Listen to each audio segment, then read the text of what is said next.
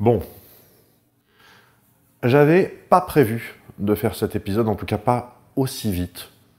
Je veux dire, d'ailleurs, je vous avais prévenu dans la dernière vidéo, j'avais dit voilà, maintenant il pourra peut-être avoir plus de temps entre deux vidéos, mais le fait est qu'il s'est passé quelque chose entre-temps et qui a abouti à la production plus rapide de cet épisode. Quelque chose d'inédit sur la chaîne. Et je veux être clair avec vous tout de suite, j'ai absolument pas l'intention de reproduire ce qui va se passer. Voilà, je veux pas que vous pensiez une seule seconde que ça y est, à partir de maintenant, c'est open bar. Suite à la mise en ligne de la dernière vidéo, il y a une personne dont je tairai le nom. Déjà parce qu'il n'est pas question que ces méthodes de voyous aboutissent à lui faire encore plus de pub. Une personne qui a exigé de moi un droit de réponse, que je vais vous publier tel quel. Voilà, donc là, je vais vous publier son droit de réponse, mais qu'on soit clair, juste après, il y a l'épisode 4 des prix Ig Nobel.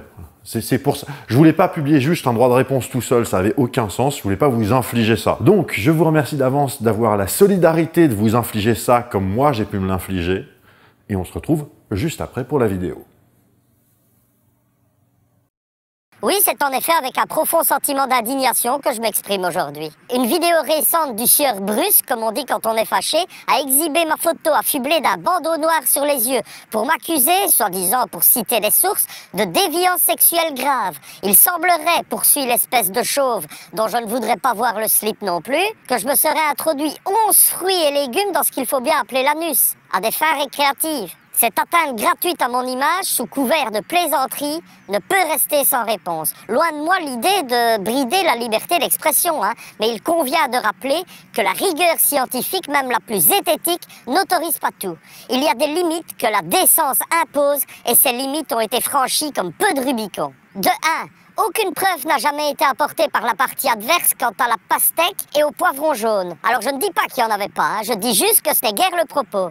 De 2, parmi les 9 autres fruits et légumes incriminés, je rappelle, puisque j'en suis réduit à ça, qu'il y avait 4 noisettes et autres amandes d'origine américaine. Peut-on appeler ça des fruits et légumes dans l'affaire qui nous occupe? Allons. Une voiture à pédales, ce n'est pas vraiment une voiture, je tiens à le souligner. Sans compter que la courgette dont j'ai reconnu l'usage à l'époque de cette affaire possède une forme tout à fait favorable à ce genre d'amusement. Alors peut-on dès lors encore parler de déviance? Et j'irai même plus loin en demandant, l'air de rien, s'il n'y aurait pas un tantinet d'homophobie dans les propos tenus par le sieur Bruce, comme on dit quand on est fâché, à 11 minutes 11, dans sa vidéo sur les Ig Nobel que je vous interdis bien d'aller voir. Voilà, c'était mon droit de réponse. J'ose espérer que l'individu aura le bon goût d'aller manger, si pas c'est mort, au moins ses 5 fruits et légumes par jour. Ça ne pourra que lui faire du bien. Putain, n'empêche.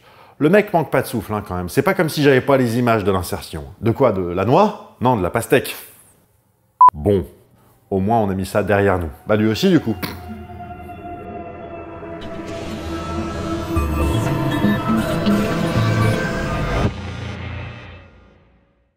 Bon, les prix Ig Nobel, j'ai déjà pas rappelé la dernière fois de quoi il s'agissait, alors c'est pas pour le faire maintenant. Il y a déjà 3 épisodes sur le sujet, et ben vous n'hésitez pas à vous y référer. Les liens sont évidemment dans la description. Et on commence immédiatement avec un prix Ig Nobel de mathématiques en 1993, un prix très technique. Un prix décerné à l'américain Robert Fade.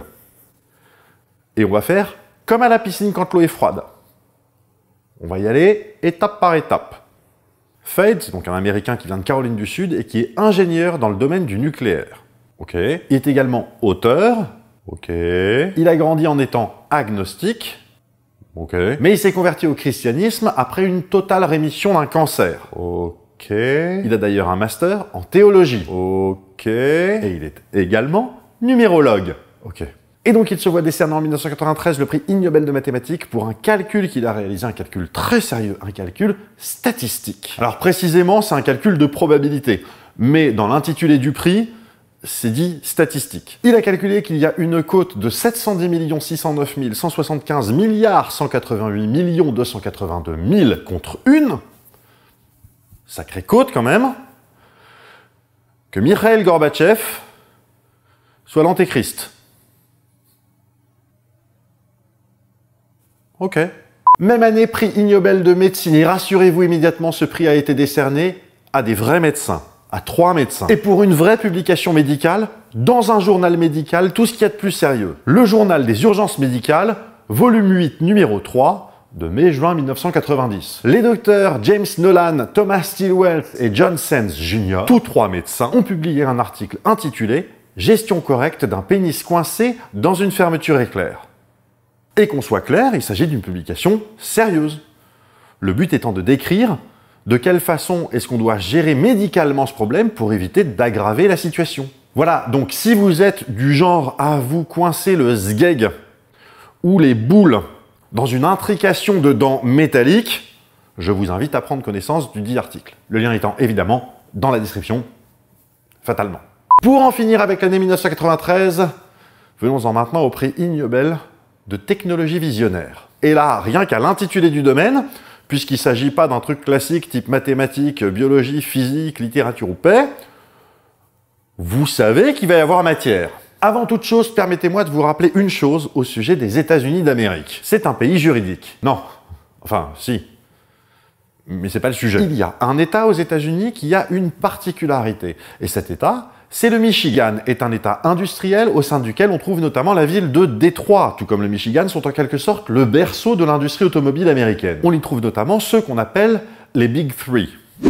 Ford, General Motors et Chrysler. Précisément, aujourd'hui, le troisième, c'est Stellantis. C'est un groupe qui possède notamment Chrysler, mais également Dodge, Jeep, etc. Et pourquoi est-ce que je vous raconte ça? C'est parce que ça explique certainement en partie le caractère insolite de ce prix Ig Nobel. Ainsi donc, en 1993, est remis le prix Ig Nobel de technologie visionnaire à Jay Schiffman ainsi qu'à l'État du Michigan, précisément à la législature de l'État du Michigan. Et là, vous vous demandez, pour quel motif? Julius J. Schiffman est un ingénieur et un inventeur américain. Il a notamment inventé un système qui s'appelle Autovision, un système ingénieux, révolutionnaire, breveté, le lien du brevet est dans la description, qui permet une projection directe sur le pare-brise, une projection d'image. Ah ouais, genre de la conduite augmentée, quoi. Ça permet d'afficher, je sais pas, le GPS, l'itinéraire, la vitesse, ce genre de choses. Non, c'est pour regarder la télé.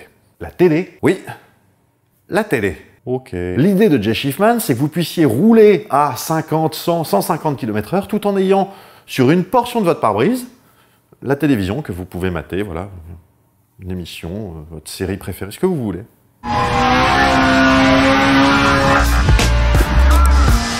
Mais c'est complètement con.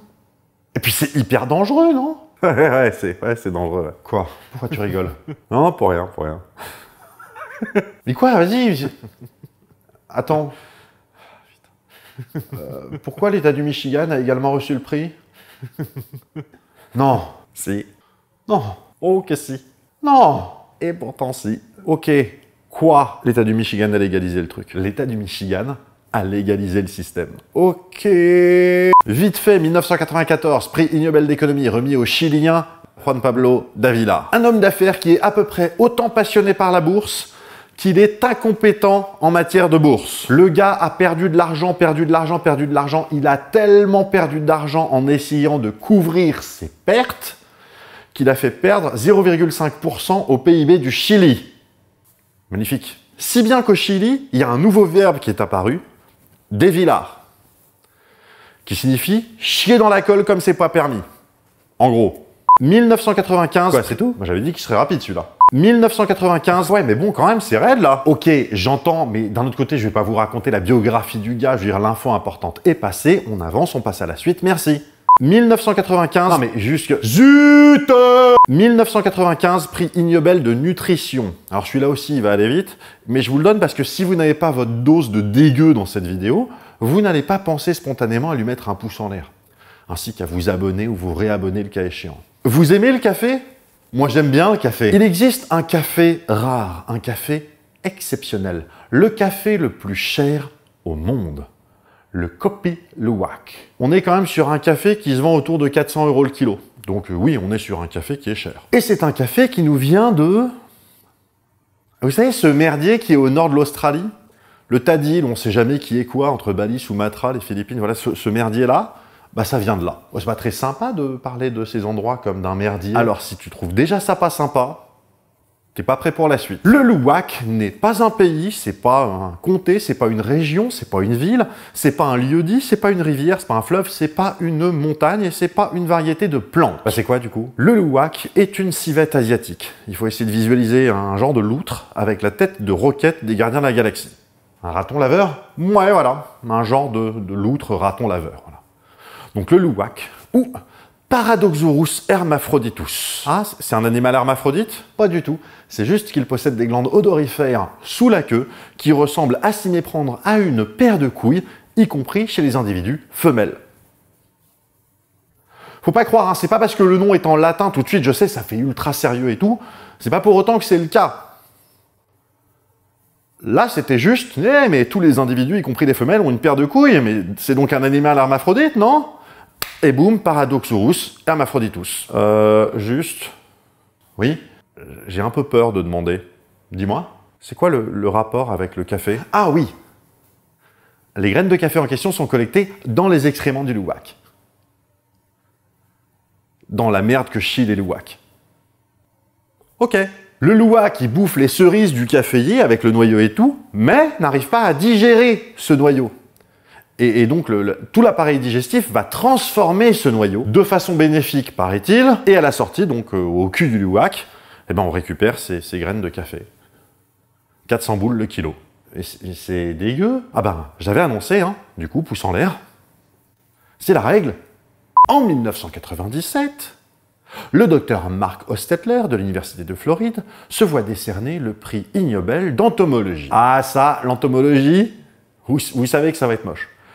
Quoi qu'il arrive, vous savez que ça va être moche. En vrai, ça va. Ah bon?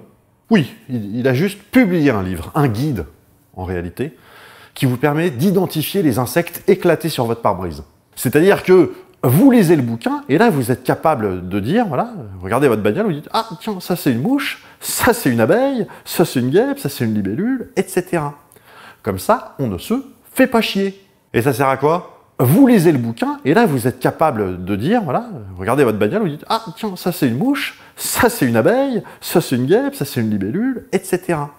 Comme ça, on ne se fait pas chier. Attends, mais c'est la même prise qu'avant, non? Comme ça, on ne se fait pas chier. Ok, non, mais là, t'abuses, quoi. Fais pas chier. Ok. 1998, et là j'annonce 1998, c'est tellement un millésime de fou que je ne vais vous en faire qu'un seul de 98.